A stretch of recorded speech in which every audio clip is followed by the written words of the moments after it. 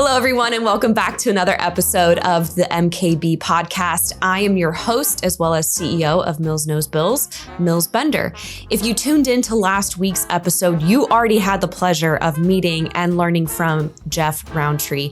We talked all about commercial and captive insurance. And so he's joining me on this episode as well, where he's going to be able to pick our brain here at MKB and learn a little bit more about Mills Bender or our services, whatever it may be. The world is his oyster. So Jeff, welcome back again. I'm excited to hear the questions you have today. Go ahead and kick it off. Put me in the hot seat today.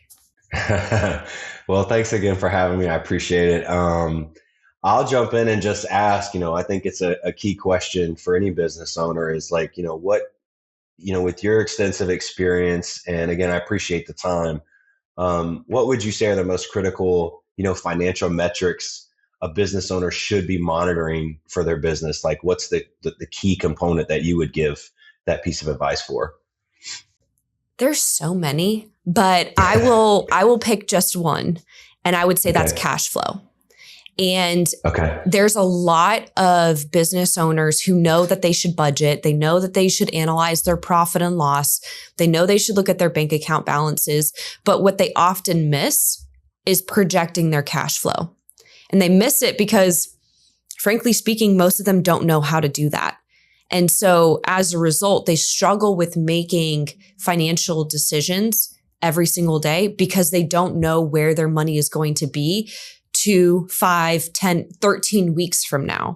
And so as a result, they always feel like they're playing catch up. Awesome. So my second question would be, what could I look at or any business owner look like that would be key indicators to suggest that my company's on a healthy financial trajectory? Is that same cash flow? Cash flow for one. You can also look at your net worth or equity in your business. What I would suggest is keeping track of that number on a consistent basis. Monthly is fine. And if you see that number increasing over time, that means that you're making the decisions that are moving the needle forward a little bit each and every month. And so oftentimes, as a business owner, you feel like the sky might be falling, or maybe you are just flying and soaring on top of the world. But if you're keeping track of your equity or net worth, it allows you to see if what you're feeling is reality. Does that make sense? Yeah, absolutely. What else you got for me? So another question I have is, marketing, right? I think it's similar to insurance, most business owners don't really know where, when, how to market. How much do I allocate in my budget, for marketing? What kind of advice do you have there on marketing? I know that varies by business, but just curious on that answer. I would say it does vary by business, but what I have found to be most beneficial is consistency. Okay.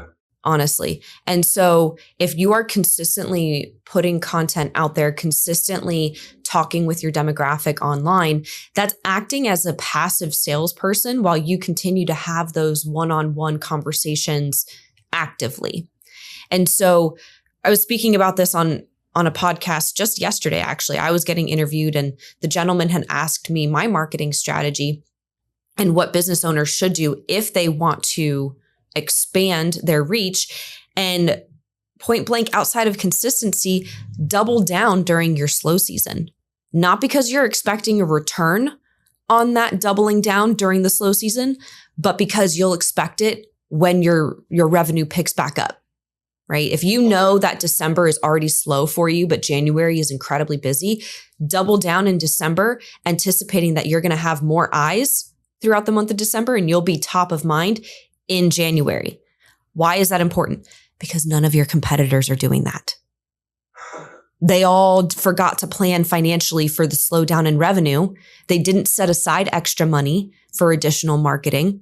And so they're not going to be top of mind. But you will be. And so you'll be able to capitalize on that uptick in revenue the following month. Love it. Anything else? Let's see. I had a couple questions. Sure. So I think my last one would be, what financial strategies could I, or, a business owner, implement to support growth plans? Is that back to just cash flow and knowing where you're at, or what's your advice on that? So I would suggest looking at your profit and loss on a month over month basis and identify where you have upticks in revenue, when you have slowdowns in revenue, and then looking at that cyclical trend, plan your operational strategies around that. And so if you know your summer months are slow, use the summer months to hire that new team member, because you'll have the time to train that new team member. How do you afford to withstand that pay?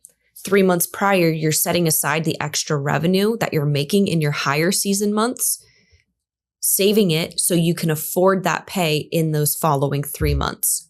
So it allows you to kind of make the changes that your competitors are not making. Typically during slow seasons, your competitors might be letting some of their higher performing team members go because they didn't financially plan, which allows you to pick up really great talent because you did financially plan. And so it's not just the cash flow side. It's about establishing a budget based off of trends that just happen naturally in your industry and making sure that you're financially preparing for them, kind of like an insurance policy in preparation for that change. Does that make sense? Yeah, absolutely. Good stuff. Thanks. Do you have any other questions I could answer for you today? I have a lot of other questions, but for the sake of time, I'm just going to let it ride right there. You know what? You and I can connect offline then. That's fine. Yeah. You know how it is when you get an expert in the hot seat, man. I got a Rolodex of questions to make me look even older. It keeps coming up with different thoughts, right? Yeah, we'll connect later. That's awesome. I'm excited. So for the listeners that maybe did not catch the episode with Jeff, we recorded a 40-ish minute episode last week. Go back and listen to it. You will not be disappointed with all of the nuggets that Jeff dropped. We talked about commercial insurance. We talked about captive insurance. If that's a foreign subject for you, you need to call his office and learn more. All of Jeff's contact information is in last week's show notes. Please do yourself a favor. Kick off the new year right by listening to that episode. If you're in a situation where you would like maybe getting your questions answered from myself or somebody on the team, you can go ahead and book a call with the link in today's show notes. You'll get connected with one of our CFOs or account managers, and we will make sure that you feel empowered this 2025 season. I'm your host, Mills Bender. Thank you for tuning in, and I'll catch you next week.